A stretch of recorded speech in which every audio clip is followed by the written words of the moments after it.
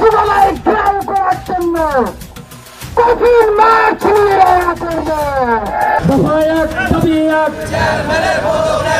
ঢাকার ক্ষমতার কেন্দ্রবিন্দু সচিবালয়ের রাজপথ। কদিন আগেও যা ছিল আন্দোলনরত কর্মচারীদের স্লোগানে প্রকম্পিত, তা হঠাৎই পরিণত হয় এক দ্বিমুখী রণক্ষেত্রে।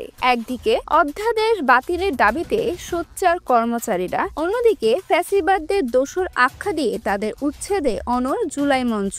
এই স্লোগান পাল্টা স্লোগানের নাটকীয়তার মাঝেই আন্দোলনকারীরা পিছু হাঁটে। রাজপথে নেমে আসে এক থমথমে নীরবতা। একই সময় জাতীয় রাজস্ব বোর্ডের করিডোরে চলছিল ভিন্ন এক শীতল যুদ্ধ। সেখানে কোনো পাল্টা মঞ্চ ছিল না কোনো স্লোগান। সংস্কারের দাবিতে সোচ্চার নেতাদের টেবিলে নীরব পৌঁছে যাচ্ছিল দুর্নীতি দমন কমিশনের চিঠি। রাজপথের চিৎকারের চেয়েও বেশি ভয়ঙ্কর ছিল সেই কাগজে নীরব শক্তি। এই দুই ভিন্ন চিত্রনাট্য কি নিছকই কাকতালীয়, নাকি এক পরিকল্পিত কৌশলের অংশ যা আন্দোলনকারীদের দৌড়ের উপর রাখতে বাধ্য করেছে? প্রথম চিত্রনাট্যটি সচিবালয়ের। আন্দোলন যখন তুঙ্গে, ঠিক তখনই দৃশ্যপটে আবির্ভাব হয় জুলাই মঞ্চের।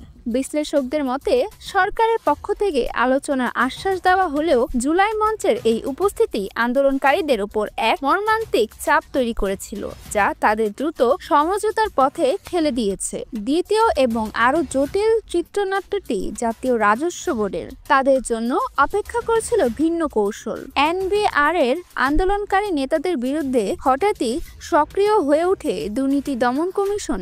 একের পর এক মোট 11 জন কর্মকর্তার বিরুদ্ধে দুর্নীতির অনুসন্ধানের ঘোষণা আসে। একই সাথে সরকারের পক্ষ থেকে এনবিআর এর চাকরিকে অত্যাবশ্যকীয় সেবা ঘোষণা করে কঠোর হওয়ার হুঁশিয়ারি দেওয়া হয়। বিশ্লেষকদের মতে এই দুইয়ের জাতাকলে পিষ্ট হয়ে আন্দোলনকারীরা দৌড়ের উপর আছেন। সচিবালয়ের আন্দোলনকারীরা ভয় পেয়ে সটকে পড়েছেন, আর এনবিআর এর নেতাদের দুদক নিয়ে হেনস্থা করা হচ্ছে। পলিটিক্যাল নিউজ, আমি তাসনিয়া বিনতে জামান স্নেহা।